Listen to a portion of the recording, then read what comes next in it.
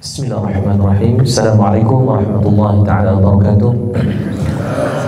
Alhamdulillah nahmaduhu wa nasta'inuhu wa nastaghfiruh.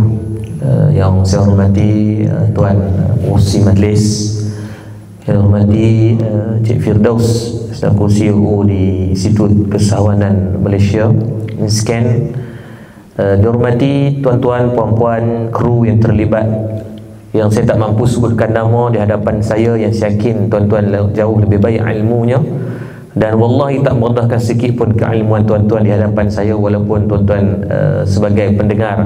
Sebab saya tahu tuan-tuan ni semua yang bukan level-level cak ayam ni kan, masing-masing semua ada pengalaman, ada tajribah, ada laluan yang dah bertahun-tahun lamanya, yang jauh lebih matang daripada saya, yang jauh lebih banyak ilmu yang Allah bagi. Tetapi kita ambil malam ni lebih kepada ibrah, untuk saling kita berkongsi.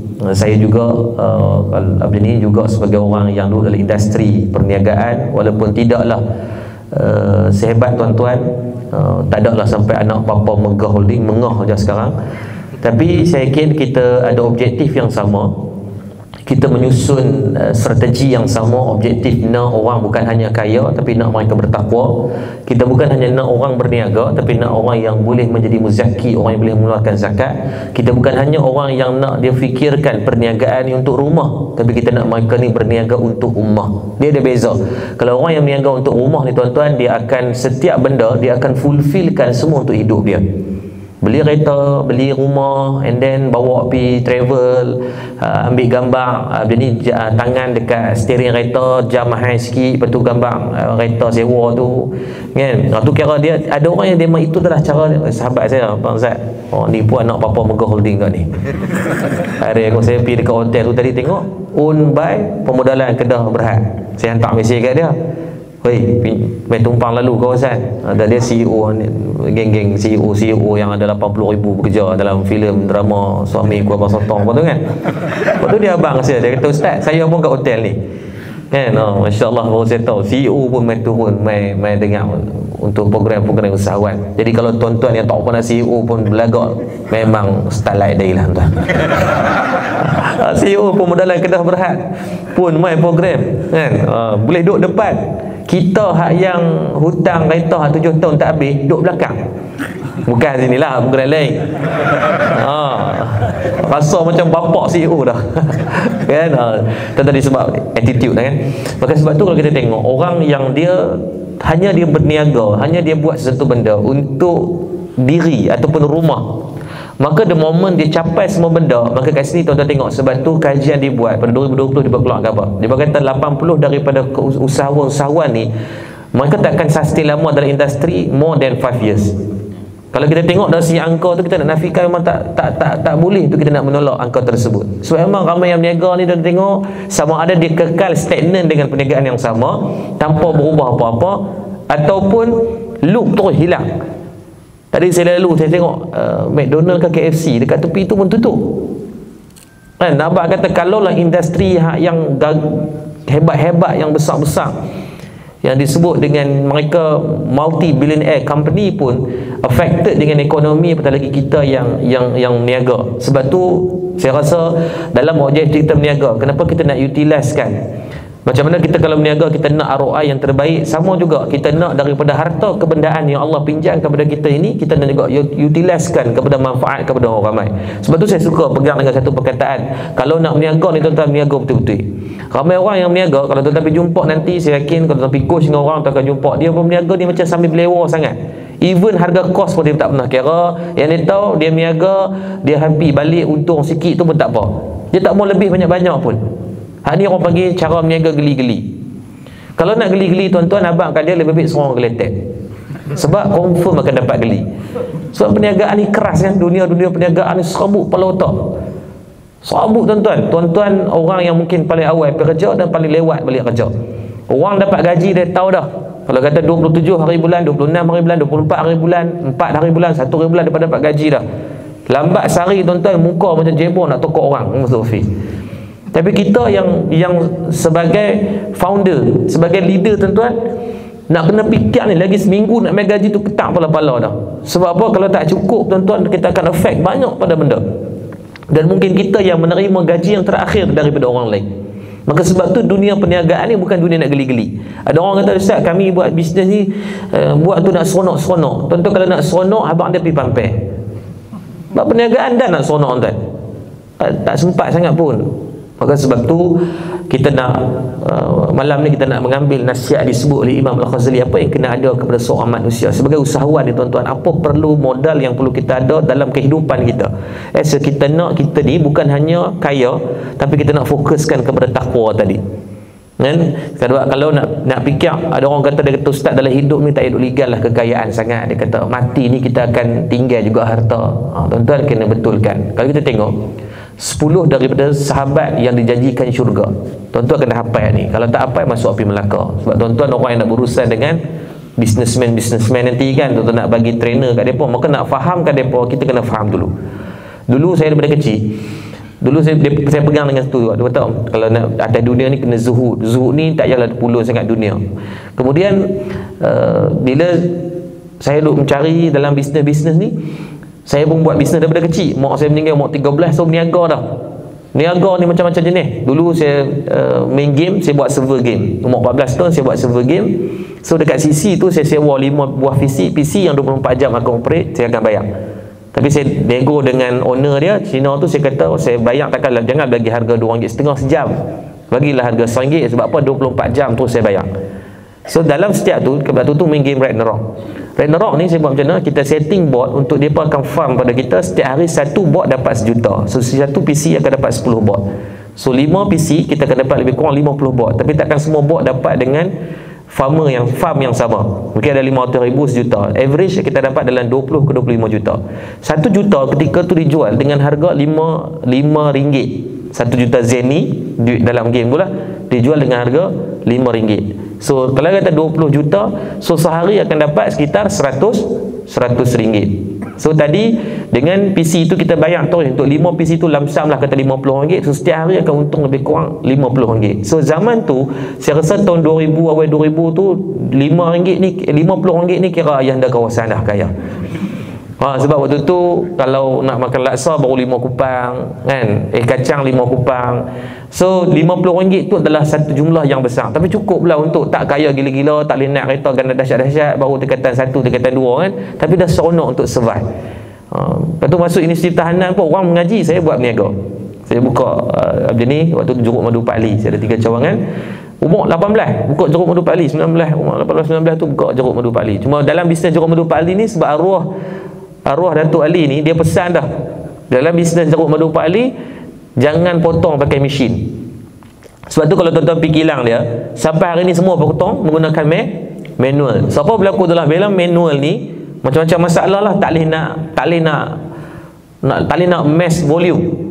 Lah yang potong tu lengah tangan.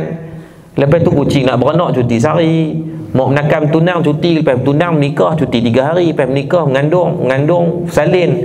Semua tu proses cuti yang sangat banyak. So saya jumpa dengan Datuk Ilyas baru ni pun, Datuk Faizal, 2 orang anak dia. Dia kata, Ustaz, hari ni limitation, sebab tu dia tak buka franchise. Dulu saya franchise lah. Lepas tu sebabkan stok selalu terputus, sebabkan nak buat manual tu tapi kepada missionary, jam lah.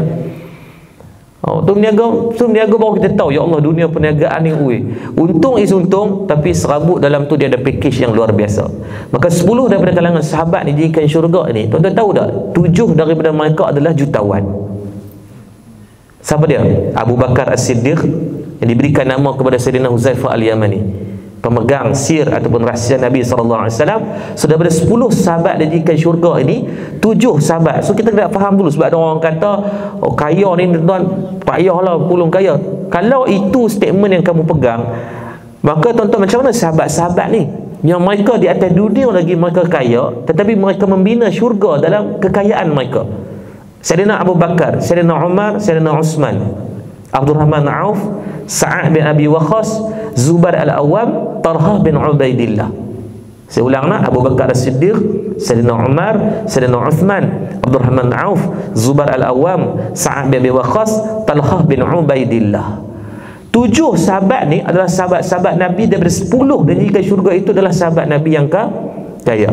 Malah disebutkan dalam hadis Sahih Bukhari, 4 daripada syurga nikmat dunia ini diberikan pada manusia. Yang pertama adalah rumah yang baik. Rumah yang baik ini tak wajib 18 tingkat, bukan tak wajib tu. Maksudnya selesa pada kita. Dan tuan-tuan, nak beli rumah yang baik ni tuan-tuan, kena ada duit. Kalau orang yang tak ada duit tuan-tuan, depa terpaksa sama ada menyewa, depa tak ada pilihan untuk menentukan siapa jiran mereka. Kalau tu ada duit tuan-tuan, pilih-pilih. Saya beli satu rumah di depan dengan Madat kan, dengan sebab saya nak kerja senang, saya nak pergi kerja, golek dari pintu tu pun boleh sampai berdekat. Asalnya saya beli rumah di satu rumah tu dalam on construction, pun tak siap-siap lagi. Dia berkata dia ni tahun lepas nak dapat kunci, dia punya tahun lepas tu sampai tahun ni tak dapat lagi, dia nak tunggu CCC ke apa, tak apalah. Lepas tu kebetulan tunggu rumah tu siap, saya sewa beli satu rumah dengan niat, sebab rumah tu dia tanah lot yang besar. Saya dah fikir saya nak buat kolam untuk nak buat homestay, tapi sebabkan rumah tu tak siap, saya masuk rumah ni dulu. So bila masuk tuan-tuan, ya Allah, jiran ni ya Allah paling soleh di dunia. Taman tu sendiri ya Allah Rabbi punyalah bagus, sampai saya duk bincang dengan isteri, kalau rumah kita baru siap ni nak rasa tak tahu nak pindah ke tak, sebab baik gila jiran tuan-tuan. Memang kiriman Tuhan lah taman tu. Mereka tahu semua aktiviti ni dibuat, contoh malam raya, mereka akan bakar lemang pergi hantar kat setiap rumah dalam taman. Subuh ni pakat gerak aku ni, kalau nak kucing, nak rimau, kalau nak balik kampung, pergilah hantar rumah kawan-kawan, pakat tolong jaga. Anak kita kalau kata apa, dia main tolong tutup pintu, lampu tak buka, apa dia tolong pergi buka. Kata baguslah jiran. Lepas tu kata jiran nak tentuan pembelian rumah. Nabi kata rumah yang baik itu juga diperlukan pada kewangan. Yang kedua, Nabi kata apa? Di antara syurga nikmat dunia diberikan kepada manusia adalah kenderaan yang selesa. Nabi SAW tidak spend duit kepada rumah yang besar-besar. Kalau kita tengok Nabi wafat meninggalkan rumah yang berkembar dengan Masjid Nabawi itu yang sangat kecil, biasa je, selesa untuk Nabi duduk. Nabi selesa macam tu. Ada orang yang mungkin rumah dia besar sikit, it's okay, itu adalah keselesaan kamu. Tapi kenderaan Nabi, saya tengok dalam riwayat Imam Suyuti, banyak gila kenderaan-kenderaan yang ni. Kuda-kuda Nabi memang tak relax ni tuan-tuan. Sebab tu dalam pembakaan kuda, di antara kuda yang antara yang cukup mahal adalah kuda Arab. Saya ada tempat kuda, ada tak banyak, dalam 14-15 ekor. Kuda yang paling sustain heart rate, insyaAllah pada hari Sabtu Ahad ni kami akan masuk endurance di Pulau Pinang awal bulan 3 di Piala Menteri Besar Terengganu. Yang minggu depan anak saya masuk, saya tak boleh masuk sebab doktor tak bagi masuk sebab ACL, doktor advance untuk tahan sat. So insyaAllah yang Terengganu masuk. Dalam kuda tuan-tuan, dia bakar paling mahal saya rasa yang pernah jumpa lah Mawari. Mawari tu dalam tak mahal dalam 450,000.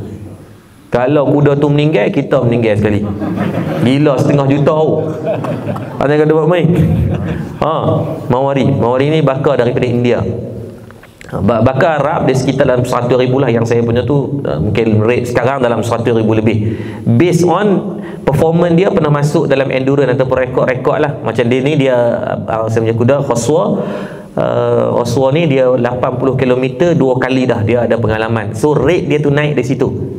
Kuda ni lagi banyak dia masuk endurance, ada pengalaman tu, lagi mahal dia. Dia punya bakar pula, kalau pure breed dia maksudnya asal usul silsilah keluarga dia tu, dia ada sijil lah. Kita pun kenal takat Tok Wan dia. Betul tak? Saya Yaakob Yusra bin Yusuf bin Ahmad bin Arif. Boleh ingat lah. Sanad terputus. Kuda ni tuan-tuan dia ada sampai tu. Macam Khaswa ni bakar kuda daripada zaman Rasulullah. Ada tu sampai 1400 tahun punya bakar dia punya surat beranak dia. So kuda tuan-tuan harga dia memang rate 100,000, 200,000, 300,000. Saya pernah tengok riwayat disebut dalam hadis Nabi ni, kuda Nabi ni berwarna kemerah-merahan. Hak Ferrari dia buat gambar kuda. Betul tuan, boleh tengok balik sejarah memang. Depa ni pandai, depa tengok di antara binatang yang cukup ada impact yang kuat. Dari segi dia boleh sustain. Cheetah boleh lari laju tapi tak boleh sustain lama. Cheetah laju tuan-tuan. Dia punya speeding tu, lepas tu dia akan pancit. Kuda dia boleh laju dan boleh sustain. Even sehari dia boleh lari kadang-kadang sampai 100-200 km. Cuma kena jaga heart rate saja. Lepas lari, tuan-tuan trot lagi, tuan-tuan relax sah. Tuan-tuan gelik lari berderas gila-gila sampai terangkat jubur tu. Lepas tu sekali lagi nampak kita rasa dia tak darat tu, tuan-tuan relax balik, kenter balik. Jadi kenter ni lari-lari anak balik. Kuda dia boleh sustain. Maka kalau kita tengok kuda merah yang disebut kalau riwayat itu harganya 300-400 ribu. Itu kenderaan Nabi. Sebab tu kalau tuan-tuan ada kemampuan yang baik, tuan-tuan orang yang ada kemampuan kewangan, belilah kereta elok sikit, bawa izzah Islam tu nampak kemas. Tuan-tuan pergi semayang di Masjid Bukit Damansara. Hak duk main semayang subuh, saya duk buat kempen dengan ahli Sata kan, geng subuh macam Jumaat. Pergi tengok hak duk semayang tu, Allahu Akbar. Semua hak kereta tak relax punya, tapi main semayang subuh berjemaah. Saya kuliah 6 tahun, saya mengajar baca kitab hadis di Masjid Sultan Salahuddin. Bendahari dia Datuk Syamsuddin ni di antara yang 20 terkaya di Selangor, yang dia buat, dia supply kepada TMB tenaga untuk penjanaan elektrik lah. TMB tu bayar kat dia, sebab dia ada sistem jana kuasa tu. Kaya dia Datuk Syamsuddin. Dia nama apa dia? Dia bendahari lah dulu. Selima waktu tak tinggal di masjid. Main naik kereta, hari ni naik Ferrari, esok naik Porsche. Hari tengok kita tu naik Potong Sagar, tengok kereta dia rasa, ui, bezanya. Parking sebelah-sebelah, parking penceramah dengan parking dia. Langit dengan bumi, tuan-tuan. Mujur tak tersilap naik kereta dia. Tapi dia ada kemampuan. Pada saya, orang Islam naiklah kereta elok. Imam Ghazali sebut dalam kitab dia apa? Makruh tak ada. Orang Islam ni bagi nampak Islam nampak selekeh. Makruh. Bila pakai baju nampak selekeh, bila pakai jubah nampak Isnin Khamis Jumaat punya bau. Jangan biar Islam nampak kemas. Orang tengok tu nampak izzah, nampak comel, nampak elok. Masuk tandas masjid tengok-tengok, ya Allah, tik terapung. Pintu tandas tak ada selok, kalau nak main berok ni kena pegang sebelah. Tuan-tuan, nampak uduh Islam. Biar Islam nampak kemas. Sebab Imam Ghazali kata benda tu akan bawa orang untuk lagi suka kepada Islam. Cuba tengok, kalau dulu tuan-tuan 10-15 tahun lepas, kalau tuan tengok orang tabligh, tuan-tuan lari kan? Dulu lari kan? Tuan-tuan duduk kat Padang, hilang tinggal selipar. Padahal bukan dia pemain katok tuan-tuan pun, bukan dia main tokok tuan-tuan kat Padang. Dia pergi nak cerita tentang kalimah La ilaha illallah, tapi kita tengok dia macam tengok hantu. Tapi cuba tengok pembawakan sebahagian besar yang dia bawa hari ini dengan pakaian yang depa pakai jubah juga tapi nampak smart. Kan, depa nampak style. Kalau dulu ni tuan-tuan sambil duk cakap kita ni kelas tanya Allah gigi warna kuning tu. Risau kita. Bukan semua, dia segelintir kecil tapi merosakkan banyak yang lain. Tapi cuba tengoklah ni Maulana Helmi, Sa'far Khandai, mereka bawa dengan satu vibe yang kita seronok jumpa dengan dia. Saya forum dengan dia, rasa seronoklah, patutlah ramai orang dia pergi merata, dia pergi negara-negara orang tak kenal dia pun, orang tengok pembawakan dia dengan wangian dia, bukan bu'aud yang gila-gila out. Ada out tuan-tuan, kalau tuan-tuan bu'aud yang kuat tu sangat tuan, pening kepala. Dia peluk kita macam Sholin Syukur. Tapi yang ni dia pakai out yang kelas sikit ni, kita bau ni, salam dengan ni duk cium nyok kali ni. Bau apa tau duk nak bau tu. Pembawakan tu penting. Kita tengok ramai mana dia boleh tap orang. Dia pergi di Papua Gana ke negara pelik-pelik ni tuan-tuan, orang bukan kenal dia, orang bukan kenal Maulana Helmi, tapi dengan pembawakan dia tu orang nampak smart dengan pakaian dia, dengan cara berjalan dia, dengan cara bercakap dia dengan penuh himmah, itu menarik orang. Sebab tu saya kata tadi, kalau orang Islam yang ada kemampuan pakai kereta yang elok, silakan. Silakan naik kenderaan yang selesa. Sama kata ustaz, puluh naik kereta ganas-ganas ni nanti mati masuk kubur, naik kanda juga. Dia kata Pak Long dah marah orang naik kereta elok ni. Pak Long naik kereta apa? Dia naik Potong Sagar. Pak Long jual Potong Sagar, naik kanda daripada belakang. Terus dah marah orang. Dia ada kemampuan, silakan. Kan, bila kita tengok orang kaya pergi masjid, gunakan kenderaan itu untuk jadi saksi di hadapan Allah di atas perjalanan yang baik, urusan-urusan yang baik. Ramai lah ni, saya tengok ada orang yang ada kemampuan, ada ustaz-ustaz yang di kedai, tengok ada kereta yang lain-lain sikit, kereta yang kurang-kurang baik ni sikit, dia bagi, ambil ustaz naik kereta kenderaan yang selesa. Ramai ustaz-ustaz kita yang masalah sirik disebabkan mereka banyak duduk di atas kenderaan dengan kenderaan yang kurang selesa tadi, memudaratkan diri mereka. Kita ada kemampuan, sebab tu perlukan orang kaya. Orang kaya ni untuk apa? Untuk nak tolong ni, sebab mereka ustaz-ustaz ni mereka tak dan. Bukan semua ustaz yang dan untuk mereka nak fikir bab berniaga. Ada ustaz yang nak fikir bab sekolah, ada ustaz yang nak kena fikir bab macam-macam benda ni. Tuan-tuan boleh komen kadang, ni sebab siapa suruh dia tak berniaga? Allah posisikan kita, lepas tu kita tak jaga sekolah. Lepas tu kita tak kena pergi mengajar macam mereka, sebab ada posisi yang kita cukupkan posisi itu. Saya tak suruh tuan-tuan beli saya pun ada kereta saya, cuma tengok kalau di kawasan kita mungkin ada tok guru yang mengajar Quran kita dulu, jasa dia besar, cuma dia ajak kita alik bata, tapi besar pun jasa dia, kita tak kenal alik bata. Tuan-tuan sepela tak boleh baca Quran. Tuan-tuan ada kemampuan sikit, kenapa tak boleh bagilah sikit kat dia? Apa bantuan yang kita boleh bagi tuan-tuan? Kalau kat RM1,000 benda tu tidak boleh beli pun nilai ilmu yang dia bagi, tapi tuan-tuan menyeronokkan dia.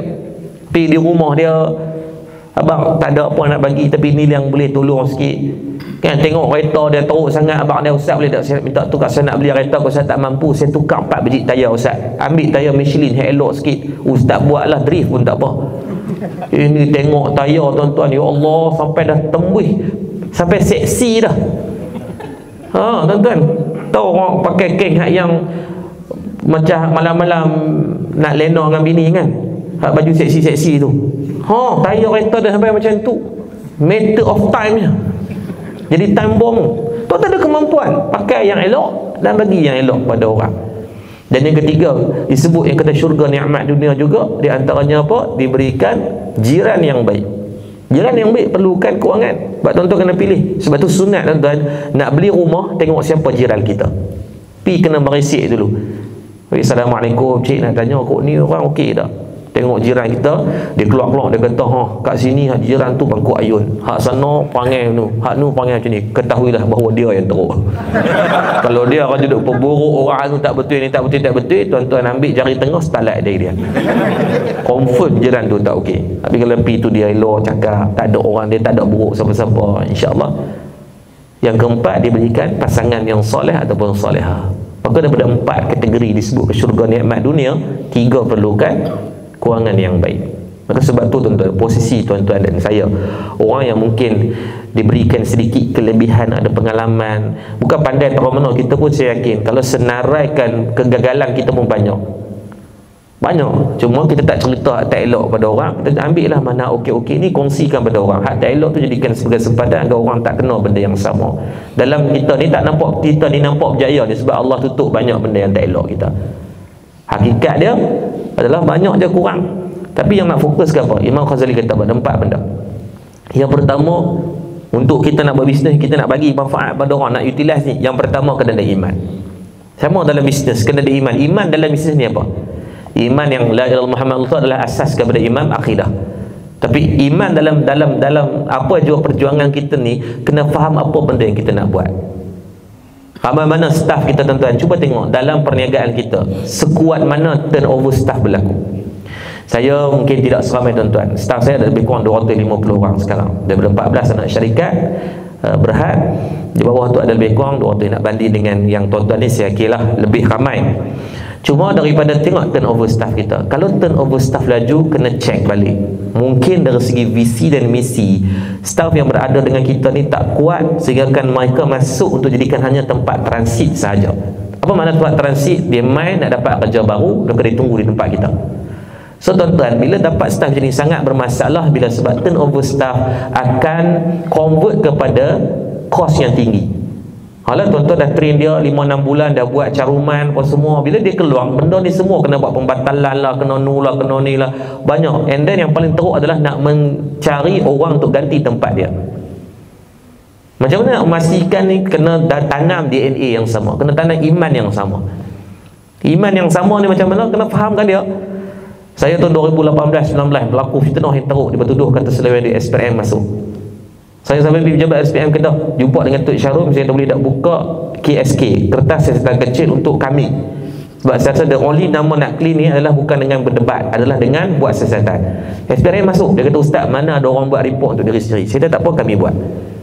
Bila masuk buat, jadi kita hantar, kita buat audit, tak cukup dengan audit. Dia pun tak puas hati. Okey, saya kata buat forensik audit. Panggil pula third party daripada pihak yang menuduh tadi. Saya kata tak apa, saya bayar dari segi kos, hampa panggil untuk forensik audit.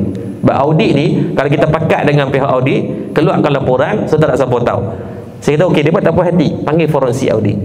Bila buat forensik audit, memang disahkan tidak berlakunya penyelewengan ataupun ketirisan duit, dibentangkan. Dan dia kita hantar kepada SPDM. SPDM kata, Ustaz, mana ada Tafi hantar SPDM, mana Tafi dengan Mazid hantar laporan kat kami? Saya kata tak apa, kerja hampa ni Allah jadikan cari salah orang. Betul lah, SPDM ni apa buat apa? Ada mereka buat part time saya boleh pun. Tak ada, memang mereka punya portfolio kerja ni adalah mencari kesalahan. Memang betul. Saya sampai rapat dengan Tok Syarul. Tok Syarul ni sampai jadi kawan baik. Bini dia meninggal, orang pertama telefon, Tok Ustaz dia dah main, dia kata bini dia meninggal. Kejut kita. Kalau isteri dia baik dengan saya, setiap bulan tu ajak pergi makan apa semua, orang jadi kawan baik. Waktu kena fitnah ni tuan, semua staf yang nak diberhentikan, saya kata kawan hampa, saya bagi pilihan. Saya boleh balik jalan saya boleh pergi meniaga. Sebab Madat ni saya tak perlu uruskan pun. Saya urus di Madat, saya tak dapat gaji pun. Lebih saya fokus pada perniagaan saya semata-mata.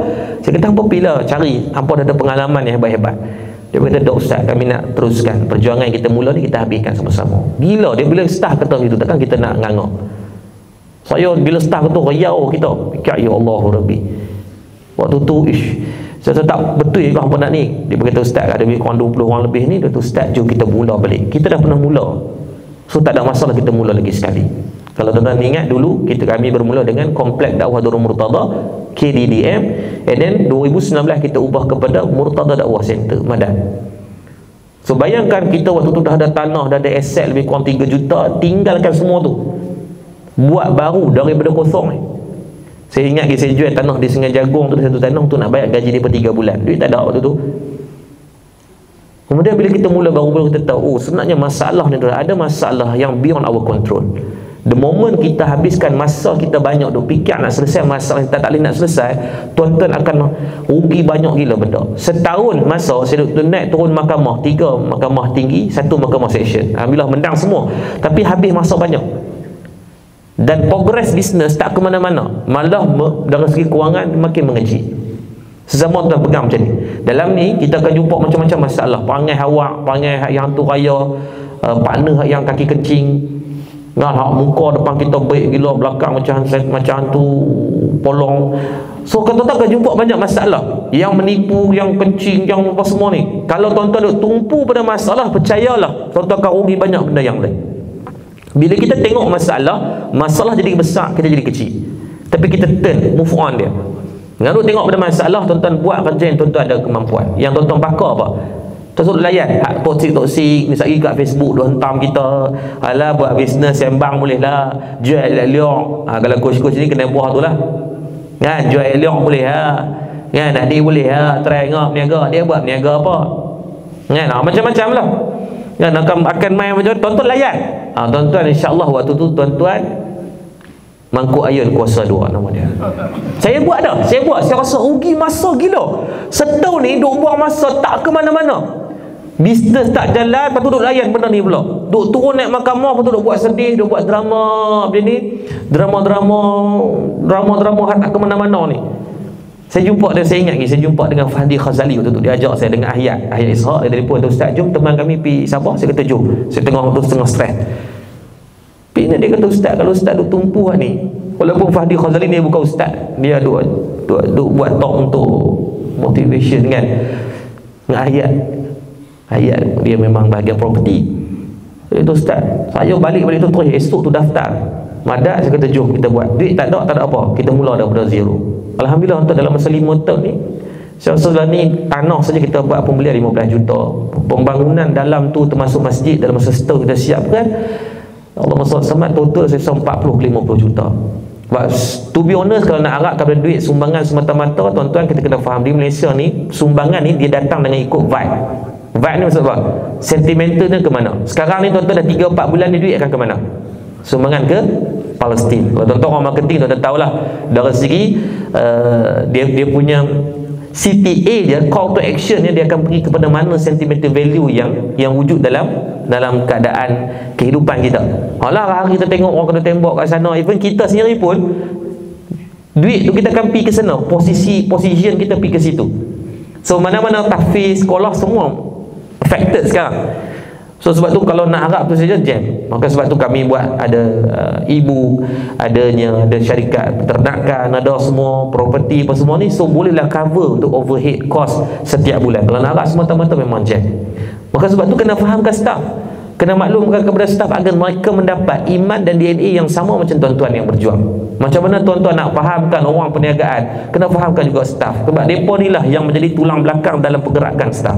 Setiap kita mungkin keluar dan masuk as a CEO, as a COO, ataupun kita punya posisi sebagai ketua jabatan, kita come and out, kita in dan out. Tapi tuan-tuan yang menggerakkan di dalam tu kena fahamkan bagi elok.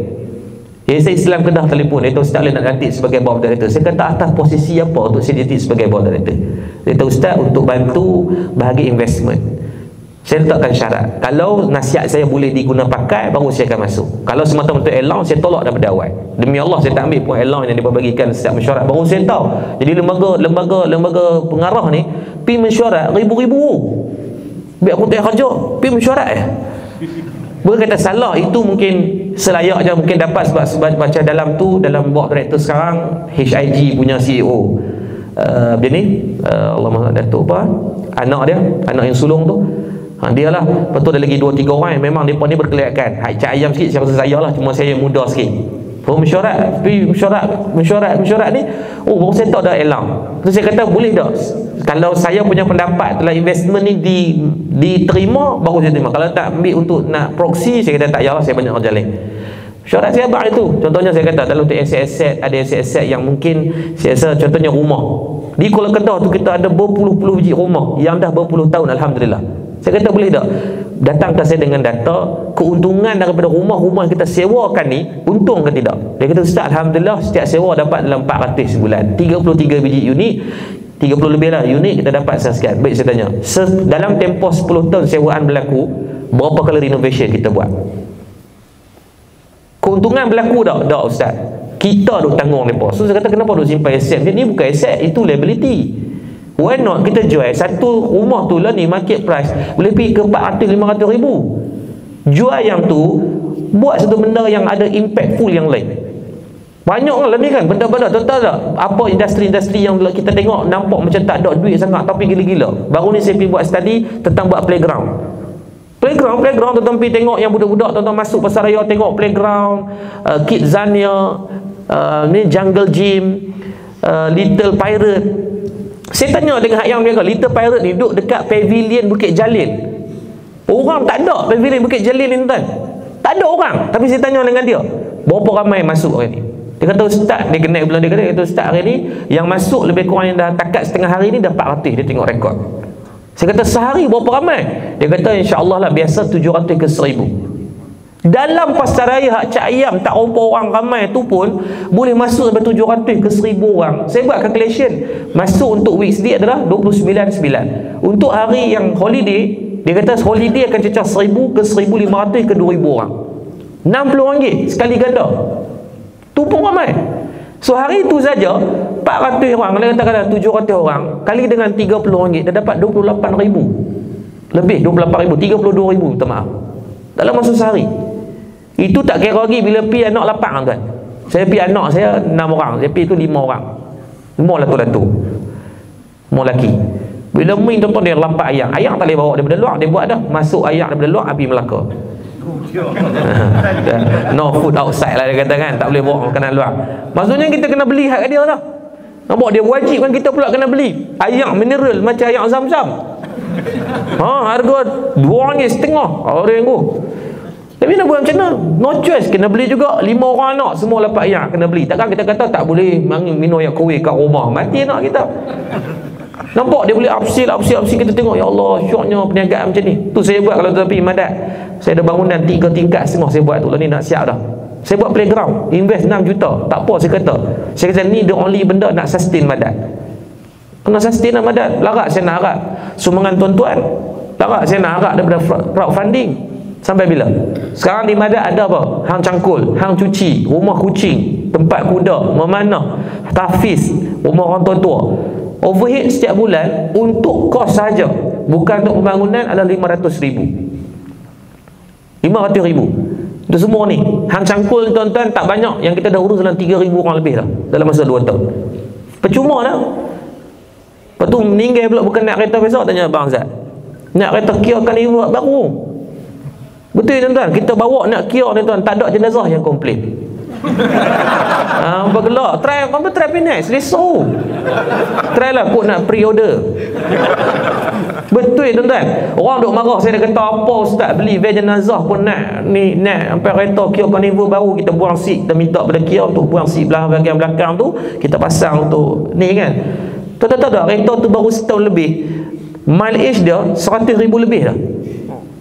Di Sungai Petani ni kadar kematian 15 ke 25 sehari. Untuk rekod daripada 2020 hang cangkul ditubuhkan sampai hari ni, belum ada rehat yang kita boleh rehat. Saya dah request jangan mati-mati hari ni, semua mati hari lain, mati juga. Tak ada hari tanpa kematian di Sungai Petani. So fungsi gila kereta. Saya beli 2 biji. Kalau ni ada 3 biji van jenazah, 2 biji ambulan. Hari-hari bergerak. So operation ni, cost operation, OPEX, cost semua tinggi, 500,000. Saya dah fikir kalau takat lah duk hidup ni seronok lah, mungkin saya boleh buat kerja.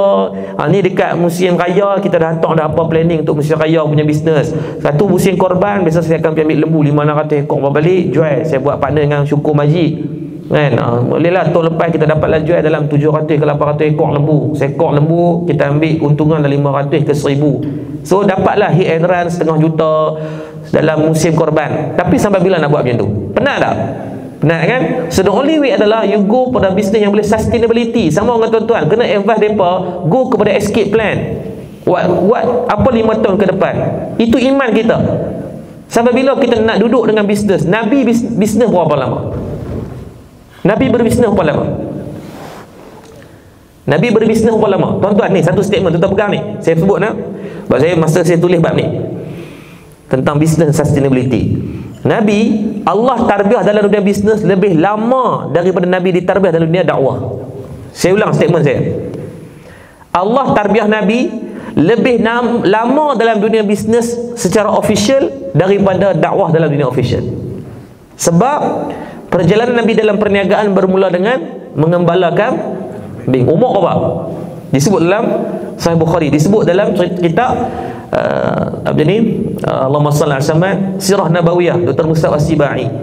Nabi bermula dengan mengembala kambing. Ini maksudnya Nabi sebagai pekerja, Nabi ada majikan, maka itu adalah bisnes lah kan. Nabi tahu apa tanggungjawab, job scope yang Nabi kena buat, job description yang Nabi kena buat untuk mengembala kambing, untuk apa sekian-sekian. Maka Nabi dah dilatih dalam dunia perniagaan.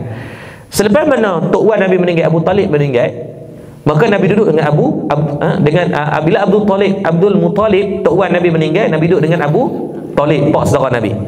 Pak saudara Nabi pula adalah, memang kalau tuan-tuan baca dalam riwayat, dia ni adalah daripada kalangan bangsa Quraisy, pembesar Quraisy, bukan bangsa Quraisy, pembesar Quraisy yang kaya dan buat bisnes, jutawan. So dia memang buat bisnes lah. Maka dididik Nabi ketika umur 12 tahun dalam dunia B2C, business to customer. Sampai umur Nabi 18 tahun, Nabi dah belajar dengan Abu Talib lama. Nabi belajar pula B2B, business to business. Ketika tu pada umur 18 tahun, Nabi bersama dengan Siti Khadijah, belum kahwin, sebagai partnership. Khadijah ni pula wanita yang paling kaya di Mekah, mewarisi harta Khuwailid. So kita nak faham ni konsep bisnes dulu. Baru kita nak masuk tajuk. So masa orang lama dah. Saya tuan-tuan buat bisnes syok, ketak bola-bola. Pas orang panggil aku, panggil orang lain. So ketika mana mewarisi harta Khuwailid, Siti Khadijah ni mewarisi Khuwailid. So dia ni adalah wanita yang paling kaya di Mekah. So bukan hak ayam. Kita dengar Datuk Vida, Datuk Vida single. Siapa yang mungkin duda, pilih. Saya pernah sembang dia dulu lah, lawak-lawak satu program. Baru ni tak sempat sembang dia, buat tengok dia sakan sangat. Sebab dia kata dia nak orang yang lawak. Saya dari keluarga saya bukan lawak. Tuan-tuan lah, siapa yang lawak pilih, mana tahu jodoh. Kalau dia ada harta yang banyak, tetapi kekayaan dia adakah menjadi yang terkaya di Malaysia? Belum. Tapi memang Datuk Vida dia bagus lah. Dia memang dia suka tolong. Kalau di Ipoh tu banyak gila. Saya tanya, dia tak pernah cerita kat saya. Saya tanya dengan kawan-kawan daripada ustaz, dia ni banyak duk tolong tahfiz dengan masjid. Hal ni adalah benda yang belakang, dia tak pernah cerita kat orang. Cuma dia depan kamera dia jadi terlebih aktif. Tapi di on backline ni bagus dia. Nak abang kata dia bagus lah. Dia orang yang memang dia kaya, tapi tak sekaya Khadijah ni. Digazetkan, kalau ada Forbes.com zaman tu, maka dia adalah among the richest woman on Mekah. Kaya gila. So tuan-tuan, game orang kaya ni pada apa? Mereka buat apa? Leveraging. Jadi duit mereka dia akan cari macam inscan lah. Dia latih orang. Kemudian tuan-tuan ada orang pula yang dah jenis kaya tak relax ni, dia akan tengok pula daripada usahawan saya dilatih oleh inscan ni, mana yang potential business yang layak untuk nak jadikan sebagai partner. Mereka bagi duit, tuan-tuan teruskan untuk growth perniagaan tuan-tuan. In return nanti ROI akan dibincangkan, mungkin 20% ke 25% ke, atau mungkin bagi shareholder. Macam baru ni saya meeting dengan Tan Sri Datuk Dok Bakar Yayasan Islam, kita invest sikit untuk bisnes yang dia buat dia ni vaksin kambing. Sebab kita tahu dalam food security is very evergreen business. So saya kata lalang nak invest yang industri yang macam ni. So alhamdulillah CEO turun, CEO apa semua turun. Dia tengok portfolio bisnes tu cantik, 18 to 22% ni saya rasa for ROI agak tinggi dengan keadaan sekarang. Lepas tu bagi pula sebagai invest yang tinggi, PKNK pun terlibat apa semua, investment yang agak banyak. Jadi dia bagi pula portion, dapat pula saham, unit saham berapa ratus ribu secara percuma apabila listing pada tahun 2027-2028. Jadi mereka ni bukan bisnes sembang-sembang gajah terbang ni. Hak kita tengok dalam gambar-gambar TikTok yang ambil gambar atas kapal terbang, ada air cooler kan, turun buat butang baju kan. Tak, mereka ni memang industrial player. Kalau pipi tengok dahsyat-dahsyat mereka. Dia tak sembang-sembang gajah terbang apa semua, mereka go kepada realistik apa itu bisnes.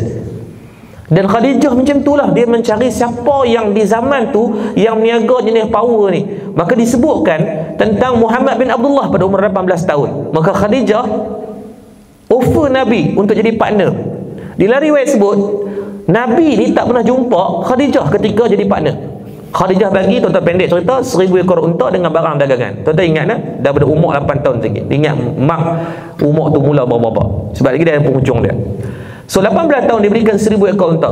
So tugas Nabi adalah menguruskan 1000 ekor unta tadi untuk diniagakan barang darat atas unta. Bukan jual unta lah, jual barang atas unta. So konsep dia sebagai konsep macam kita food truck.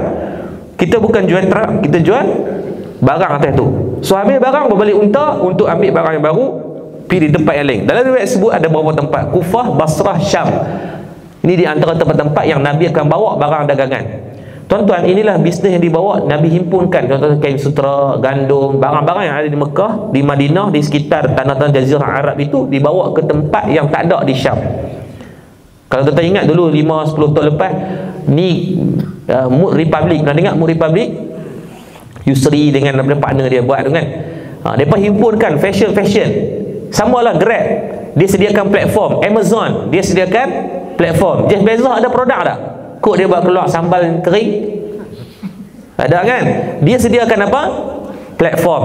So sama, Nabi SAW sediakan platform. Daripada 1000 ekor unta kenderaan itu dibawa barang dagangan tu untuk dijual.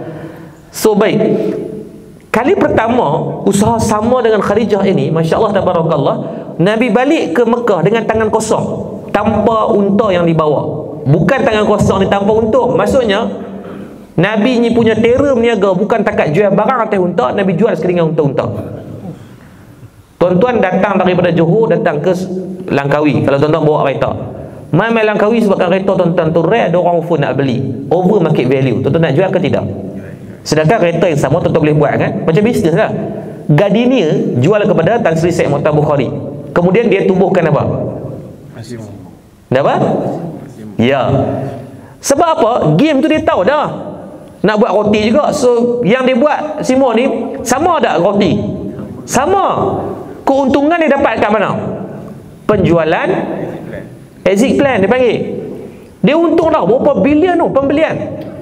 Dia tahu dah, dia buat ni saya rasa dia syok-syok untuk teruskan, dia nak buat duplicate benda yang sama, nanti bila dah okey dia jual balik, buat benda yang baru. Sebab dia dah tahu dah. Macam tuan-tuan lah dalam bisnes. Kenapa tuan-tuan boleh cakap tentang bisnes? Sebab tuan-tuan ada pengalaman dalam bisnes. Tuan-tuan tahu dah kat mana try and error dia, kat mana cukai kebodohan yang kalau kita buat benda yang sama tuan-tuan akan gagal juga. So tuan-tuan takkan buat benda yang sama. So Rasulullah bukan takat niaga barang, jual sekali dengan unta-unta. Khadijah trigger. Cuba tengok value perniagaan Nabi. Kalaulah kita kata barang di atas unta tu RM10,000. So kali dengan 1,000 bersama 10 juta. Unta patutnya tak jual, bawa balik. Tapi Nabi tak bawa balik dah. So hanya bawa balik diri. Senang tak? Senang tak? Senang lah. Tuan-tuan patut pergi mai Langkawi daripada Johor, duit minyak confirm 300, 400. Tol lagi. Dan tol tak free dah, sorry sikit. Hari tu ya, 2-3 hari. So kat situ dah jadi 5-600. Kalau tuan-tuan beli dengan bas baru RM80, mana untung? Kalau tiket flat kata RM150, mana untung? Bawa kenderaan dengan penat, lepas tu dengan kos, ataupun balik dengan kapal terbang, ataupun dengan bas. Sudah pasti balik dengan diri sendiri lebih untung. So Rasulullah bawa 1,000 ekor unta. Dalam riwayat kita Al-Hayawan, dia kata apa? Nak bawa 1,000 ekor unta, Nabi perlukan 300 orang pekerja. Sebab seorang manusia boleh urus 3 ekor unta saja. So dah jual semua unta, Nabi perlukan tak lagi kos upah untuk bawa balik? Tak. Khadijah terkejut. Nilai perniagaan, kalau jual unta, seekor unta harga RM10,000. Tetapi cek harga. Saya nak buat korban hari tu nak cari unta kat Malaysia RM30,000. Kita ambil lah harga paling murah RM10,000. Kali dengan 1,000 bersamaan 10 juta. 10 juta barang, 10 juta unta. Nilai perniagaan Nabi pada umur 18 tahun adalah RM20 juta. Let's say kita kata as a sleeping partner, 50-50 punya perjanjian. So daripada 20 juta, kalau trading ni kita kata 20% adalah keuntungan, so adalah RM4 juta out of 20 million. 4 juta ringgit bahagi 2 dengan Khadijah, 2 juta. Kalau lah Nabi hidup zaman kita, manusia yang paling layak dapat anugerah top yang CEO ke, anugerah nona ke, anugerah kelamat nenek duk ada atas Malaysia ni, keusahawanan yang bagi ni, tuan-tuan, Nabi paling layak. Setuju ke dia? 18 tahun. Hebat kan? Khairul Amin hebat dia. Kita tengok niaga dalam masa 3 minit boleh buat 1.3 juta sale kan. Tapi kita tak tengok perjalanan dia. Dia ni umur 20 lebih, Nabi umur 18. Umur 21 diberikan Maisarah. Maisarah ni adalah pembantu lelaki. Saya ingat dulu Maisarah perempuan. Cari dalam riwayat, banyak riwayat mengatakan jumhur dalam kalangan ulama mengatakan Maisarah itu adalah lelaki. Duduk dengan Nabi nak tengok macam mana Nabi berniaga. Diberikan 2,000 ekor unta. Nilai perniagaan pada umur 21 adalah 40 juta. Sama, Nabi balik datang kadang penuh dengan keuntungan, unta pun tak bawa balik. Ketika tu nilai perniagaan Nabi 40 juta, 20% out of 40 million is 8 million. 4 juta keuntungan Nabi. Siapa kata Nabi miskin? Yang membeza, tapi kata Ustaz, memang Nabi tak nampak apa-apa, ada apa-apa ketika Nabi wafat. Nabi ada cermin, Nabi ada celak, Nabi ada sikat, dengan rumah yang sangat sederhana. Cuma kenderaan-kenderaan binatang-binatang ternakan Nabi itu banyak. Kenapa Nabi macam tak ada apa-apa? Kerana Nabi memilih meletakkan harta di tempat yang paling betul, adalah dengan infak fi sabilillah. Kita buat niaga hari ni, kita simpan harta kat mana? Dalam ASB, dalam tabung haji. Salah tak? Tak salah. Kita beli property, kan orang duk kata kan dalam bab kewangan, itu adalah aset-aset. Beli gold, emas, itulah aset. Tapi the moment kita mati, harta tu akan berpindah nama. So bukan lagi aset kita, jadi aset orang. Berbeza dengan Nabi, apa yang orang minta Nabi akan bagi. Nabi akan memanfaatkan harta itu diparking di tempat yang betul. Sebab dunia ni bukan tempat tinggal, dunia tempat meninggal. Sebab tu ingat asas yang pertama perlunya iman. Yang kedua, kata Imam Al-Ghazali, kena ada kepada semua orang manusia. Asas ni asas untuk kita, saya dan tuan-tuan. Orang berniaga, orang tak berniaga, semua kena ada. Namanya ilmu. It's not optional but compulsory. Dia bukan pilihan tapi kewajipan. Wajib kena ada ilmu. Nak berniaga tak ada ilmu, meninggal balik awal kita. Ramai orang dalam bisnes dia suka buat kepala tahu. Tahu buat kepala tahu. Benda tak tahu dia buat kepala. Sedangkan tuan-tuan carilah dalam apa pun industri bisnes, mesti dah ada player yang dah masuk, yang dah pernah gagal dan yang dah pernah berjaya.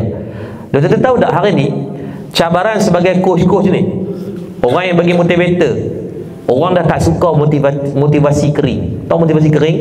Kalau dulu tuan-tuan tengoklah, kalau buat program capai 1 juta pertama lah, 500,000 pertama, beribu-ribu pendaftaran. Tuan-tuan, saya jumpa baru ni sahabat-sahabat belakang lah, kawan-kawan belakang, Najib Asada, Sifu Jamal, saya berkawan dengan mereka, Fahdi. Dia kata, Ustaz, baru ni yang main Malik Khairuddin dengan Basi, Beyond Success kan.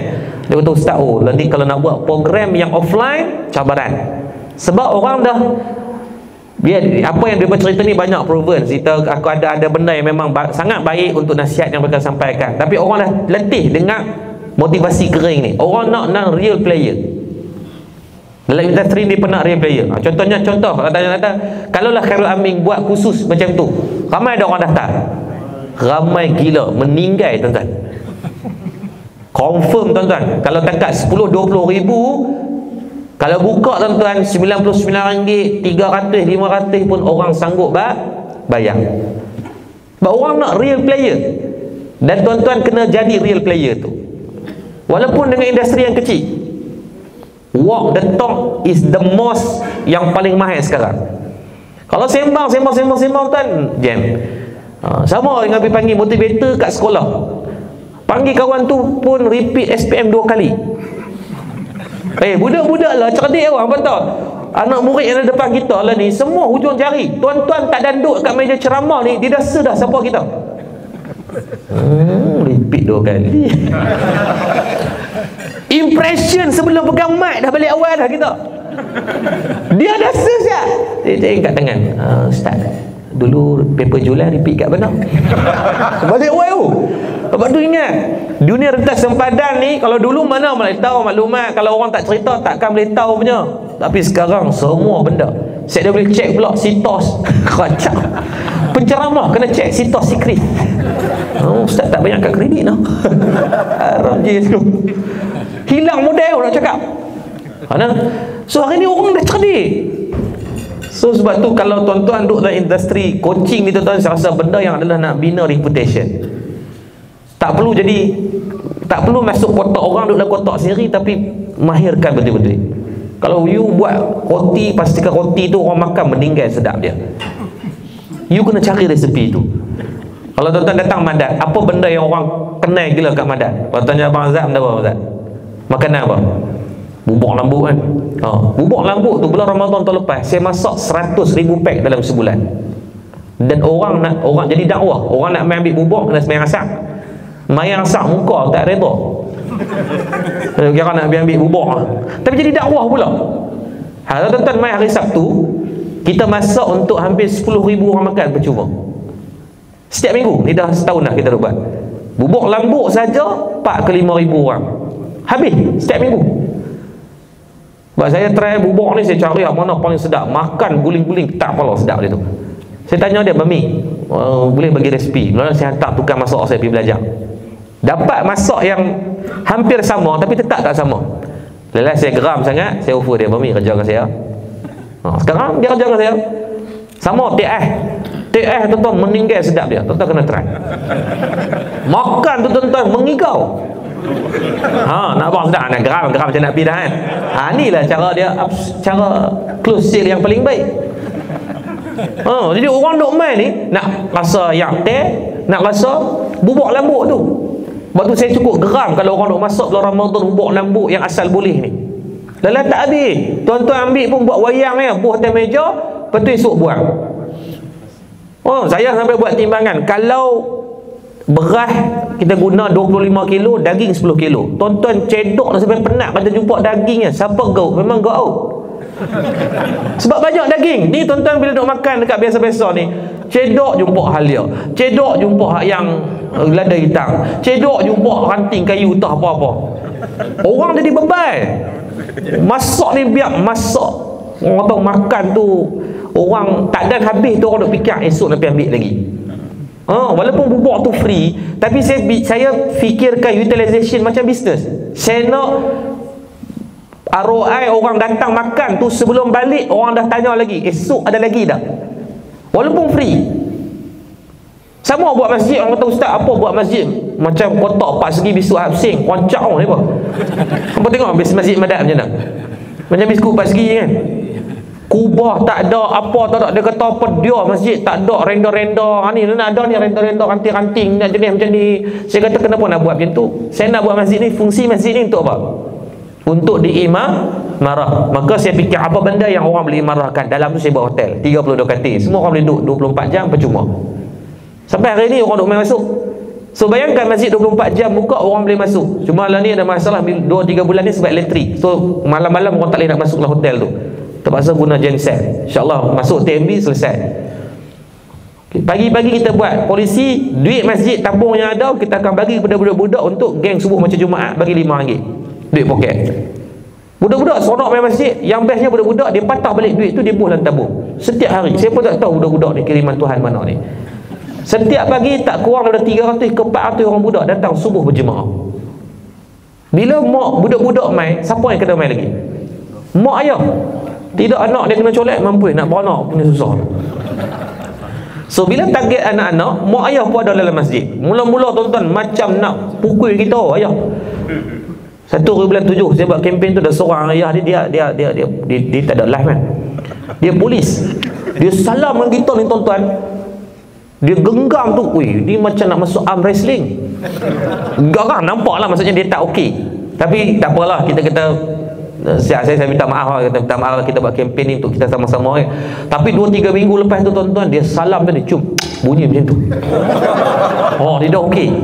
Lepas tu tuan-tuan, sampai hari ni bukan takat dia bawa anak dia, dia bawa dengan bini-bini, bawa dalam bonet, dia bawa main sekali.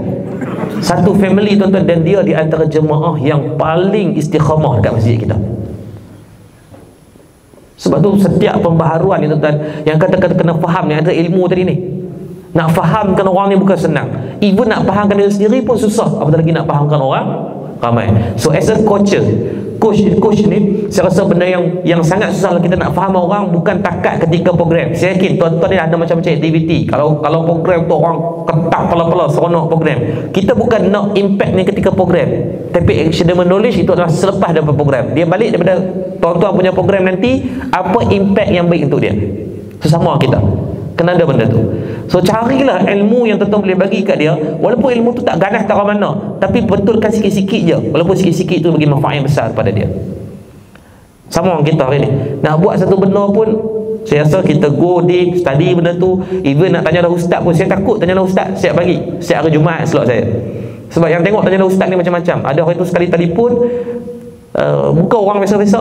Bila saya tengok nama tu, dia ni adalah kerja di Jabatan Mufti Wilayah Persekutuan. Tapi kita raih lah soalan, kita kata kita abak lah, kata kita tak abak lah, kita kenal dia. Maksud dia tanya tu ada kapasiti apa. Kadang-kadang mungkin nak test kita. So sama, dalam audien kita nanti ada yang jauh lebih hebat daripada kita, maka jangan buat kepala tahu lebih sangat. Takut tuan-tuan balik awal kita. Sebab motivasi kering ni saya rasa dah terlalu banyak. It's time untuk orang tu apa, walk the talk, benda yang kita boleh buat sama-sama. Saya pun tak pandai, saya berdawai tadi, saya nak mula kelas, saya nak banding dengan tuan-tuan jauh lebih baik, pengalaman yang macam-macam hebat ni. Tapi kita usahakan sama-sama tambah ilmu, nilai ilmu. Saya doakan semua kita, termasuk saya ni, doakan juga tahun bulan ni saya nak kena selesaikan Viva. Tua-tua anak berceretek dah baru buat master PhD dan sebagainya, tapi usaha untuk buat juga. And then saya bagi tajuk untuk semua staff saya, khususnya HOD, head of department saya, ada 7 head department ni, database, CRM, kewangan, admin, HR, education, Allahumma salli dengan event, semua wajib sambung master. Maksudnya the moment saya buat PhD, saya akan daftarkan dia masuk master. Yang jadi admin, dia akan tulis, saya dah bagi tajuk kesan pentadbiran pengurusan Islam dalam pentadbiran bisnes. Yang kewangan juga saya bagi tajuk, database ada tajuk dia, marketing saya bagi tajuk dia tentang salah faham marketing dalam dunia advertising ni. Banyak tuan-tuan pernah tengok ada iklan contohnya macam ni, iklan yang dia buat macam ni, assalamualaikum tuan-tuan, saya nak beli tanah di belakang ni dan nak dibuat jualan wakaf. Ini lagi tak? Belum kan? Jadi macam mana boleh jual barang yang bukan hak milik? So dia adalah salah. Kalau ikut salah, dia tu bukan dia tu ustaz juga, cuma saya rasa mungkin kadang dalam jual beli ni dia belum faham itu bukan hak milik kamu, mana mungkin kamu boleh jual yang bukan hak milik. Saya tanya dengan Dr. Akli Fatul Ali Malik Fatul Kedah, mula tajuk dia tolak, staff saya tulis, dia kata ustaz tajuk ni tak boleh, dia kata kat Azfar. Saya telefon Dr.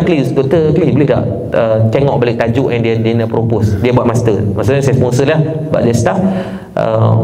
Dr. Klee kata sebab tajuk tu tak cukup kuat. Saya kata kenapa tak kuat Ustaz? Sebab berapa banyak Ustaz tengok iklan-iklan yang mereka jual barang yang bukan hak milik. Barang tu bukan hak milik dia, tapi dia jual dah. Betul lah. So adalah masalah sebab dalam master dengan PhD adalah the problem is the problem. So cuma waktu dia nak kawan tu nak present panggil proposal defense, dia tak cerita benda-benda tu on real case study.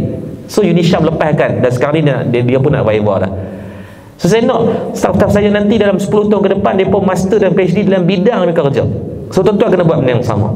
On academic ni go move on with apa yang kita buat. Tajuk master saya How to Sustain for Automation Murtada Dakwah Center.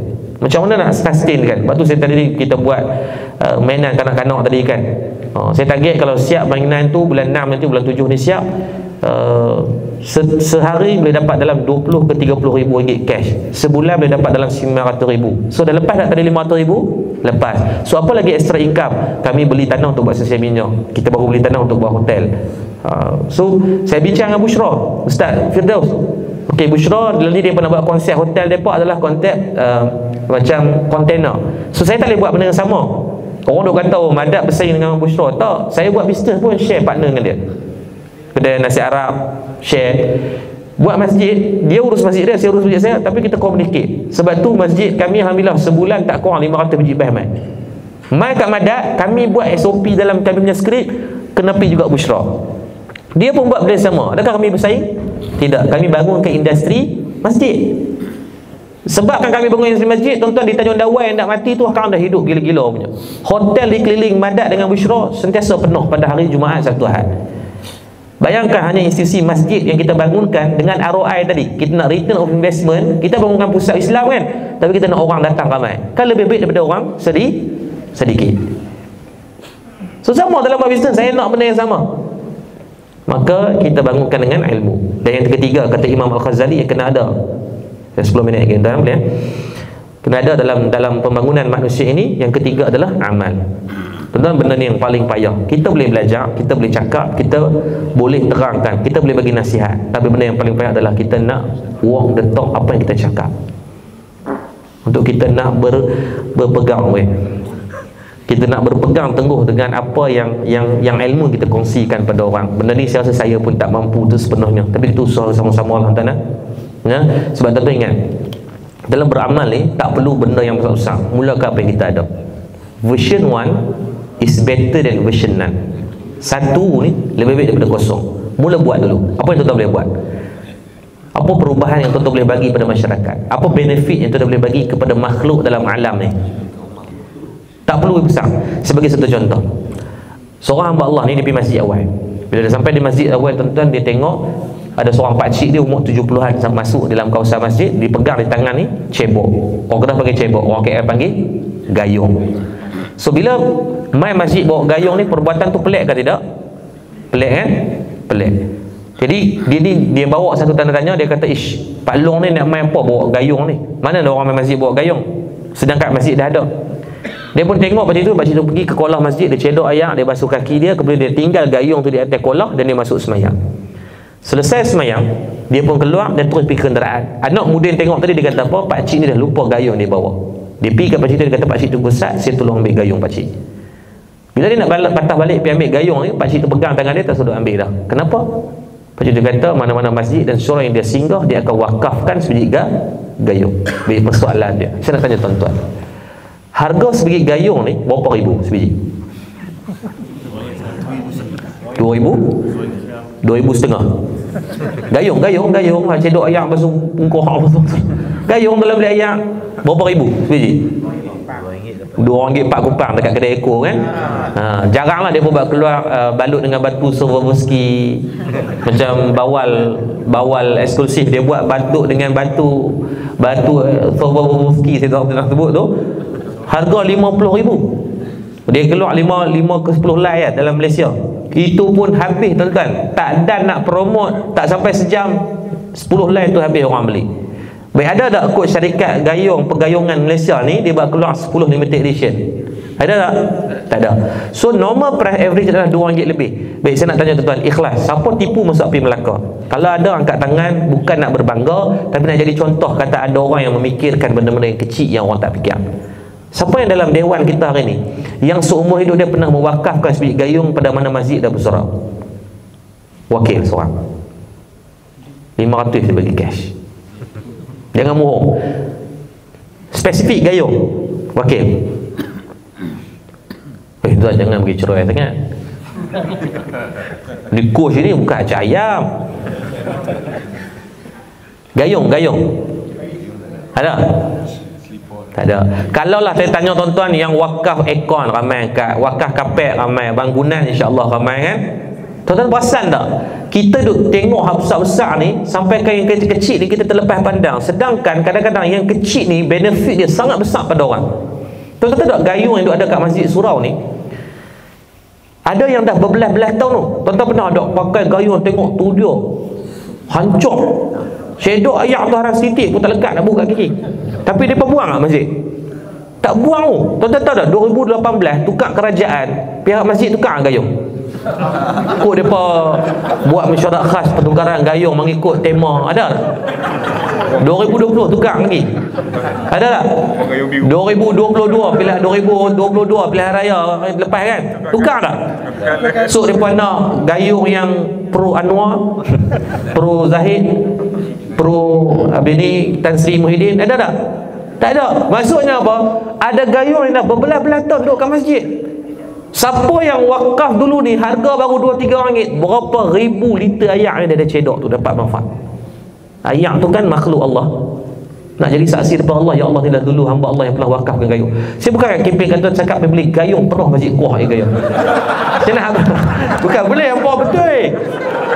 Abang tu kira esok bayar kedai aku pakai gayung lah. Masjid kuah pening kata apa dia ni. Iskan punya pasal ni gayung penuh masjid kami. Dan abang kata tuan, kadang-kadang benda yang kecil yang kita nampak, yang tak nampak ni, hak tu yang banyak manfaat. Kadang-kadang tuan kita pergi masjid tengok ni dalam tandas dia selipar hak cak ayam tu. Saya cukup geram kalau masjid yang jenis kat masjid ni dia buat selipar, satu selipar yang cak ayam. Selipar cak ayam ni tak ada langsung safety punya features. Dia memang takkan kali untuk anti slide, takkan.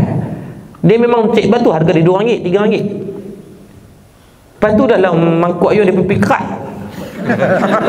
Saya cukup geram. Apa gelak sebab apa? Sebab apa gelak? Sebab dah jumpa. Dah lah pakai kasut tu, dia kasut cak ayam. Dia kerat. Bila pakai, kaki kita separuh terkeluar. Tak pasal-pasal duk gincat sebuah penguin dalam daya. Itu semua jadi punca dan asbab nak jatuh belakang tu. Tahu tak? Saya sampai suruh staff saya study tentang kajian berapa banyak orang jatuh dalam layak di masjid dan surau. Banyak tuan, cuma kes tak diceritakan. Orang jatuh dalam layak mati setiap hari ada di Malaysia. Setiap hari, cuma tak diwawarkan. Kalau orang kena tokok boya sebulan orang cerita pasal tu. Tapi sebab jatuh ni bila kes yang terpencil, itu mati. Kalau jatuh tak tahulah berapa belas kes berlaku setiap hari. Sebab tu kalau di masjid saya baru ni kami pasang, kalau tuan main untuk bulan depan kita dah pasang satu alat di kasut saya order yang sketches dengan ada crop 300 satu kasut. Orang duk takut, kenapa orang takut nak beli kasut mahal? Cuba teka. Sebab takut hilang. Baik, saya nak tanya tuan-tuan, jujur, siapa yang pergi masjid ni nak balas kasut? Memang ya Allah aku pergi masjid, sahaja aku pergi masjid nak curi kasut beli ayam. Siapa yang pernah ada niat tu? Cuba angkat tangan. Pernah ada niat tu? Ada sikit terlintas, ada tak? Tak terlintas kan? Baik, tapi kenapa kadar kecurian kasut tinggi? Sebab orang tak sengaja, unconscious mind. Kita masuk pakai, kemudian dengan kasut yang sama kita pergi masuklah kereta, bila dah separuh jalan, alamak kasut masjid takkan dah patah balik. Nu lu langkawi, nu dah lepas hipuh takkan nak hantar balik. Maka ketika tu tuan-tuan akan husnuzan, tak apalah Allah maafkan. Dan benda ni yang jadi trauma kepada semua masjid di dunia, bukan Malaysia. Siapa di Bosnia benda yang sama, siapa di Eropah, France semua masjid pakai slipper cak ayam, dia pekerat. Lepas tu tulis nama besar-besar. Lepas tu saya dah fikir takkan tak ada penyelesaian. Maka baru ni bulan 6 lepas lah saya duduk study, saya kata okey, ada penyelesaian dia. Kita beli slipper yang mahal, yang harga 300 lebih tu satu slipper, tapi satu anti-slide. Dia tak licin. Satu. Yang kedua, dia selesa dan tahan lama.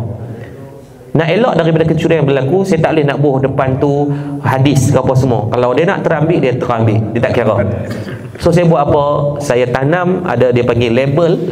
Benda ni dah 20-30 tahun dah ada dalam pasaran. Bila tuan-tuan keluar pasar raya, tak sengaja termasuk barang, so akan ada sensor point. Sama di tandas masjid kita buh sensor point. Tuan-tuan keluar pakai slipper tu, dia automatik bunyi. Buhlah kita buh salah hari zakah ke. Woi! Dia tak lah balik kasut kan. Janganlah kita buh sensor biasa ya. Dia akan trigger, oh kasut, potong balik. Kan tak hilang. Dan bila kasut yang jenis macam tu, dia tahan lama dah. Tahan. Dia pun terlupa kasut yang RM3 setiap bulan kena tukar berbelah-belah pasang. Daripada beli satu atau dua pasang yang mahal, dia tahan lama. So benda-benda ni, tuan-tuan orang bisnes, tuan-tuan kena bawa inovasi tu dalam dunia beramal. Tuan-tuan orang bisnes kan, tuan-tuan kena fikir ni. Saya pergi Masjid Madaan, saya fikir macam mana nak buat dalam bisnes untuk kita nak dapatkan laporan kehadiran. Kan tuan-tuan ada kehadiran tak dalam bisnes kita? Keluar dan masuk ada kan? Kenapa tak bawa ke masjid? Tuan-tuan tahu tak, saya pergi di Masjid Al-Jabbar di Bandung, dia tak perlu scan. Masjid saya masih kena scan. Kena scan muka lah, kena pakai kad kan, kena scan. Cuma di Al-Jabbar tu innovation dia, tuan-tuan lalu je dia dah kira siapa tuan-tuan.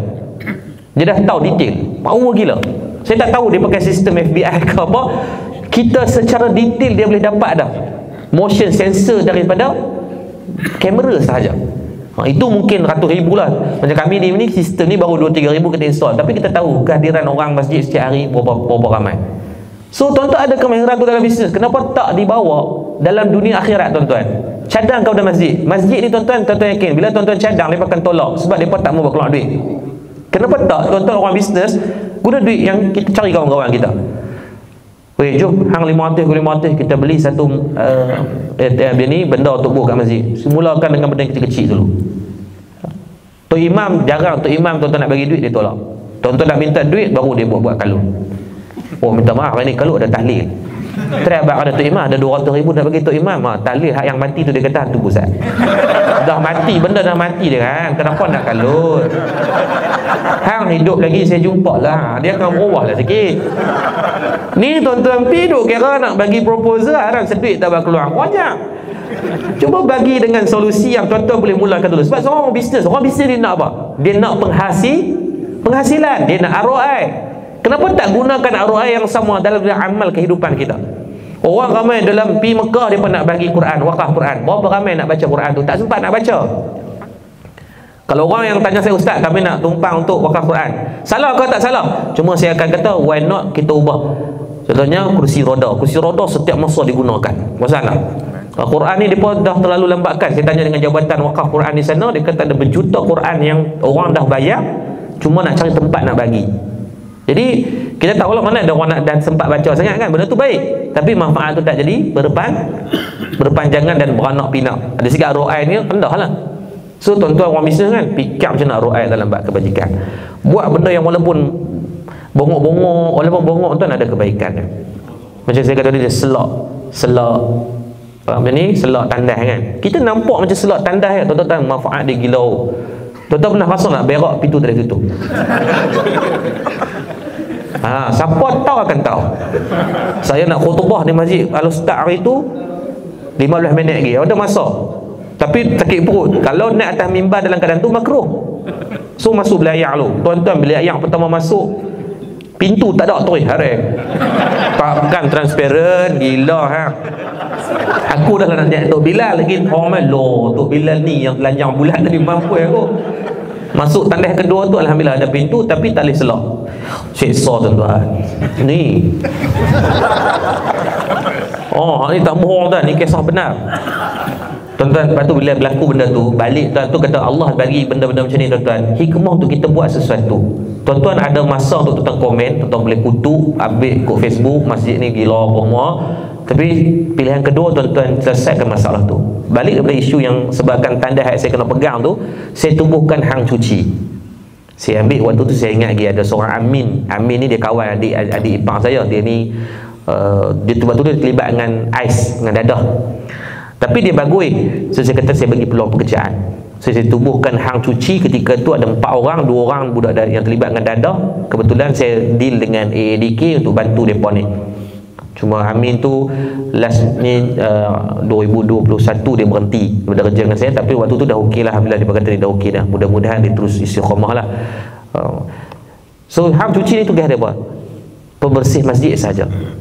Waktu tu mereka akan pergi, tapi mereka takkan buat maklumat, tak akan buat post. Sebab kita tahu kadang-kadang masjid ni sensitif kan. Bila kita post lagi, kita kata kita dah aibkan dan sebagainya. So tugas mereka ketika tu hunting masjid-masjid yang tandai kotor, mereka ni pergi bersih. Mereka ni bagus tuan, ada 2-3 orang ni. Mereka ni walaupun mereka dadah apa semua, tapi tuan bila kita bagi peluang pekerjaan, mereka buat ikhlas sungguh. Mereka tak pernah kira langsung kita buat untuk OT dan sebagainya. Sebab bila masyarakat tengah duk buang, mereka tengah down to the earth ni, kita pergi sambut mereka. Bagus, dia boleh buat kerja. Walaupun ada yang bila kita dah bagi berelok tu, dia buat naya kat kita sebagainya. Adalah conversion tu tetap berlaku. Tapi pada saya, bila Allah bagi masalah untuk kita cuba cari peluang untuk buat baik. Tuan-tuan yang ada duit, tuan-tuan tak ada masa kan? Kenapa tak tubuhkan cari 2-3 orang asnaf-asnaf ni, 2-3 orang pun tak apa, tugas dia pergi bersih masjid. Tak bersih tandas pun tak apa, bersihkan cermin kan, bersihkan atas mimbar. Ramai orang terlepas pandang atas mimbar tu cuma khatib dia duk naik. Kadang-kadang ni tepih tak cicak kita. Betul, habuk tuan-tuan macam nak masuk rumah hantu kadang-kadang. Saya bercakap dengan saya duk naik atas mimbar. Kadang-kadang sebab mimbar ni tak ramai yang naik. Yang naik ni seminggu sekali pula. Yang kena pula masjid tu bukan masjid Khairul Jami', yang hanya setahun 2 kali je naik. Raya haji, mujuk kongsi pacai tak kena khutbah. Dah nak abang kata bila jarang, hak itulah peluang. Tuan-tuan lepas ni satu ya, as a business, tuan-tuan tengok apa pun masalah, masuk masjid tengok loh, selipar dua belah kanan, selipar dua belah kiri. Terus sudah komplain, tuan-tuan pergi nak kereta start, beli kasut elok sikit, letak je kat masjid. Orang pakai dapat pahala. Paling dah segi beramai tuan-tuan orang bisnes kan, tuan-tuan atok gila-gila. Saya tak ada lah pandai bisnes macam tuan-tuan, tapi saya dah plan dah. Okey, kan saya kata tadi madat berapa ratus ribu sebulan?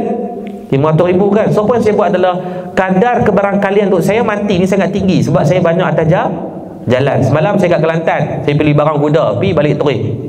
Ni hari ni kat Langkawi, esok balik Kedah, Jumaat dekat Ipoh, Khamis Jumaat pagi dekat KL, lepas tu balik Kedah, hari Sabtu Ustaz Azhar main tempat saya, lepas tu pergi KL balik. So setiap bulan 15,000 km saya dalam kenderaan. So probability kematian saya ni sangat tinggi dengan kemalangan lah. Sebab tu muka saya pecah ni 33 jahit, tangan saya patah, kaki saya patah 2, rusuk saya pernah patah, arwah abang saya pun meninggal dalam kenderaan Bang Saudi Anwar accident kan. So bukan saya nak gamble hidup saya, tapi kalau dari segi kebarangkalian tinggi di situ, so saya letakkan dah, saya beli takaful untuk hibah kematian saya 15 juta. Saya abang kat isteri saya, banyak kali saya abang, kalau abang meninggal 1 juta ni untuk sayang anak-anak. Untuk tabung pendidikan anak-anak saya pun saya dah aturkan. Kemudian saham pun saya letak dah, penama nominate dia adalah isteri dengan anak-anak. So 1 juta tu cukup. Dan ni isteri saya ada ni, abang sayang kalau abang meninggal saya kahwin, jangan duk janda seumur hidup. Saya akan anak-anak perlukan kasih sayang seorang ayah. Jangan risau, saya takkan main cekek tengah malam. Takkan jadi hantu mana bini aku dah. Takkan cekek tengah malam insya-Allah. Mana takkan main buat dajal ke apa, tak ada. Lagi 14 juta saya letakkan dah. Lalu saya pun saya dah bagi tahu untuk hibah 14 juta itu nominatnya akan pergi kepada Yayasan Murtada. Kenapa? Sebab saya dah plan kalau saya mati, saya tak nak madat ni akan ada masalah dalam bab kewangan. At least 2 tahun. Saya dah buat calculation, setahun perlukan 6 juta, 2 tahun perlukan 12 juta. Increment kenaikan barang of course akan berlaku. So 2 juta is reserved for anything kenaikan. So 14 juta is good enough. So memang tinggilah bayaran saya, berapa puluh ribu untuk setahun punya caruman tu. Tapi saya tahu lebih baik saya buat preparation. Untuk staff saya juga saya buat. Staff yang dah tetap saya bagi untuk lebih kurang dalam 70 orang staff lebih, dia orang dapat caruman 1 juta kalau berlaku kematian. 1.2 juta.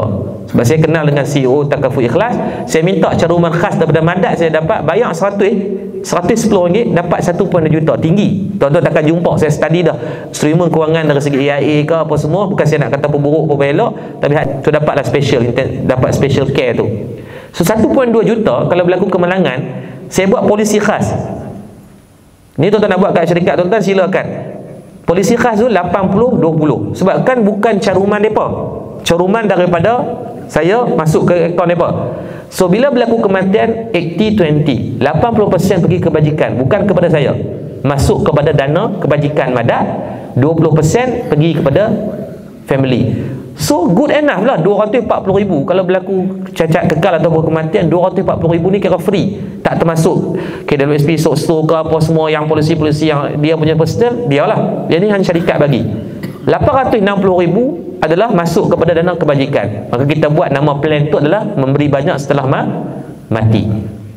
Tuan-tuan buatlah benda yang sama. Saya tak suruh tuan-tuan bagi kepada Madat. Carilah mana-mana tempat yang tuan-tuan yakin dia boleh ada ROI yang baik dalam, kalau kita mati duit tu dapat dimanfaatkan. Saya bagi contoh. Dengan umur saya rasa tuan-tuan average 30-an ke 40-an. So harga tu saya rasa masih reasonable. Reasonable lah. Kalau 100 mungkin saya ada satu package tu atas RM110 dapat untuk kalau kematian kemalangan dapat 1.2 juta. In order untuk kita nak simpan 1.2 juta dengan caruman, kalau kita simpan saja 100 sebulan, kita perlukan 800 tahun lebih, 900 tahun. Siapa yang kat sini bila rasa boleh pergi 900 tahun?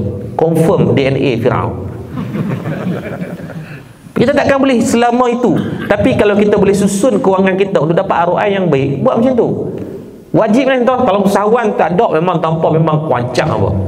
Hampung memang untuk pulun dunia aja akhirat satu duit yang pun tak buat. Saya pesan untuk diri saya juga. Saya cakap atas benda yang saya buat. Penat pun tuan-tuan. Bagus macam contoh Prudential, dia buat 5 tahun je caruman. Bayar lepas tu dia automation. Tu lega. Dah habis dah. Lah ni untuk takaful ikhlas je.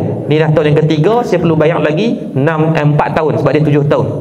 Tu 4 juta sebulan, dalam ribu lah, 3-4 ribu juga. Tapi mujahadah lah, mujahadah sikit untuk nak bayar tu, sebab saya nak pergi sampai automation je. Yang Prudential dah, AIA dah, dia dah cukup 5 tahun, dia dah matang, dia bayar, dia tak payah bayar lah, tunggu mampu je, tunggu mati. Nanti tinggal takaful ikhlas je. Takaful ikhlas tu kena mujahadah bayar setiap bulan. Tapi tak apalah, lagi berapa tahun, 4 tahun dia dah 3 tahun dah bayar, sebab tu 7 tahun. Habis 4 tahun tu ya tunggu mati je lah. Lah apa kalau mati dapat lah 15 juta tu, tapi dia kena bayar setiap bulan tu kan. Tuan-tuan kena tahu lah. Saya bagi contoh mudah macam ni. Ni menutup lah ni saya buat nanti. 1 juta tuan-tuan ambil 2 juta, 1 juta bagi kepada keluarga. Itu hak yang tuan-tuan kena bagi juga keluarga. Jangan tinggalkan mereka hutang, jangan tinggalkan ambil beban. Biasanya orang bisnes tu suka tinggal hutang kepada keluarga, banyak gila. Buat bisnes gila-gila atas dunia, sembang penumpang, lalu tinggal hutang kat anak bini. Jangan zalim hak mereka. Selesaikan itu. Yang kedua, tuan-tuan aturkan untuk diri sendiri. Kena pentingkan diri sendiri juga. Sebab takut kita tak ada apa-apa ke akhirat. Contohnya 1 juta. Tuan-tuan berjumpa untuk imam masjid, untuk imam mana-mana yang tuan-tuan yakin kalau duit tu ditinggalkan dia boleh manfaat. Jangan duduk simpan dalam akaun simpanan, bentang mesyuarat tiap tahun, seronok bangga. Make sure dia manfaatkan. Tuan-tuan atur contohnya 1 juta tu, contoh bayar duit penceramah. Setiap malam ustaz yang mengajak, contohnya RM100 bayar kepada ustaz tu, selama mana? Selama duit ni ada. Kalau 1 juta, tuan-tuan tahu tak? Sebulan 3,000, setahun 36,000, 10 tahun 360,000. Selama 27 tahun tuan-tuan hidup, tuan-tuan dah mati ni, 27.7 tahun, 333 bulan lah kan. 1 juta bahagi 3,000 bersama dengan 333 kan. Bahagi dengan 12 bulan bersama 27.7 tahun. Selepas kita mati, selama mana ustaz tu mengajar, dapat pahala lah kubur kita.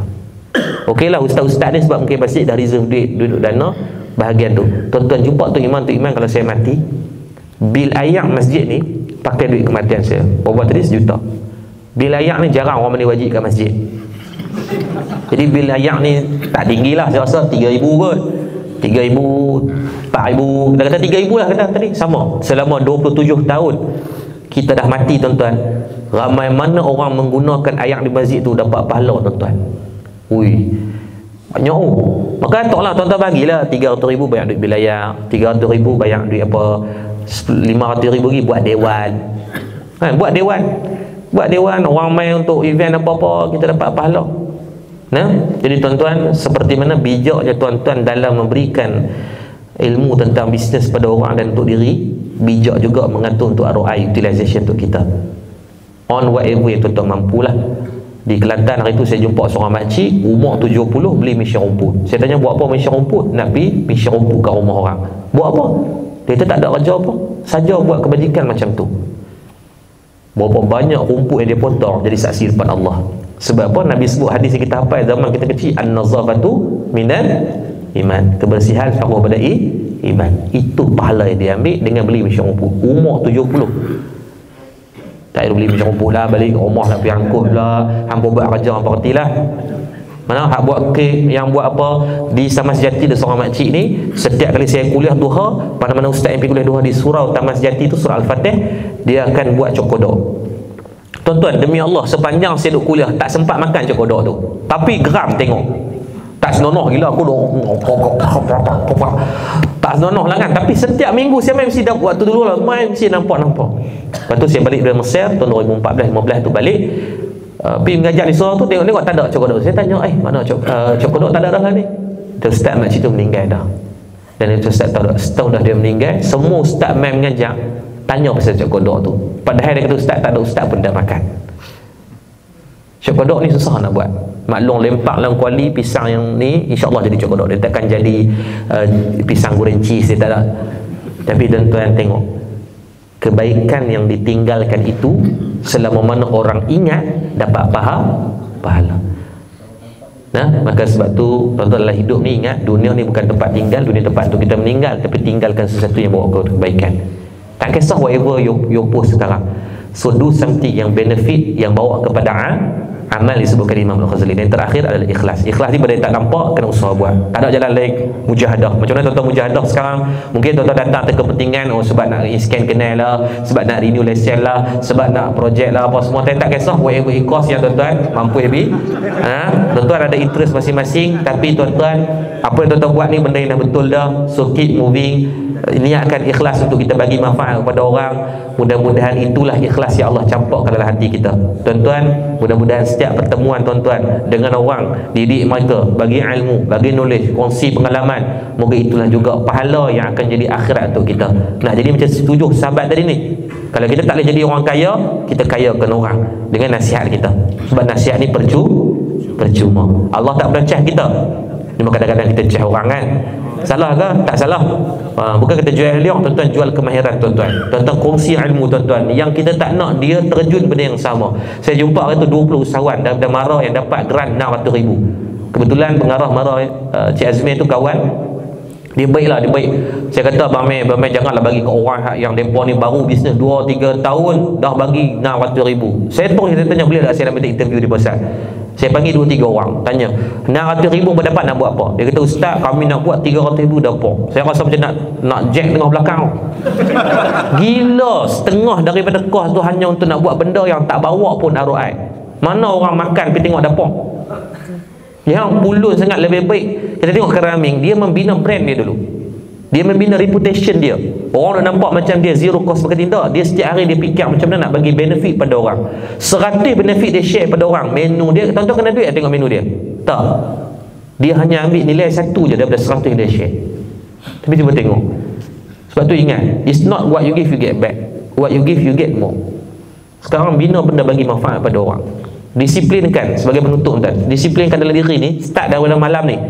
Fikir apa kebaikan yang saya dan tuan-tuan boleh bagi. Fikir nak bagi manfaat apa. Hanya disebab dengan sebab PKP, sebab duduk rumah, sebab demand kurang, sebab sekian-sekian, tuan-tuan bagi alasan tak ada benda nak share. Sedangkan platform di tangan tuan-tuan ada macam-macam benda boleh share. Saya tak tahu nak buat apa-apa. Baik, tuan-tuan tulis cara tak buat apa-apa. Tulis cara tak buat apa-apa. Oh, tuan-tuan gelak tu tulis dulu. Cara tak buat apa-apa. Tuan-tuan tahu tak, dia monetize buat duit dengan cara tak buat apa-apa. Cara tidak buat apa-apa. Berapa? 580,000, betul? Baik, yang asalnya adalah tajuk dia enggak ngapa-ngapain 2 jam. Tajuk samalah cara tak buat apa. Tuan-tuan pernah tengok kan? Enggak ngapa-ngapain 2 jam. Dan saya dah cuba buat test. Saya buktikan memang saya tengok video tu 2 jam, tapi saya skip. Memang dia tak buat apa-apa. Saya sahkanlah, saya verify, saya sahkan memang 2 jam tu haring pun, memang dia senyap. Kok dia minum air, nganga, pegang telefon, tak ada. memang dia buktikan dia tak bohong, dia tak masuk api Melaka sebab dia tak tipu. Memang 2 hours tu dia tak buat apa-apa. Yang bestnya video tu adalah 6.8 juta view. Dia tahu cari. Itu yang asal. Tahu tak 6 juta view YouTube bayar dia berapa? Saya antara salah satu syarikat mungkin tuan-tuan tak tahu adalah Kokom B Studio, adalah saya punya partner. Kokomnya kan kami lama tak keluar video sebab baru settle satu filem yang kita syuting, tajuk tentang The Influencer, dunia gelap di balik influencer lah.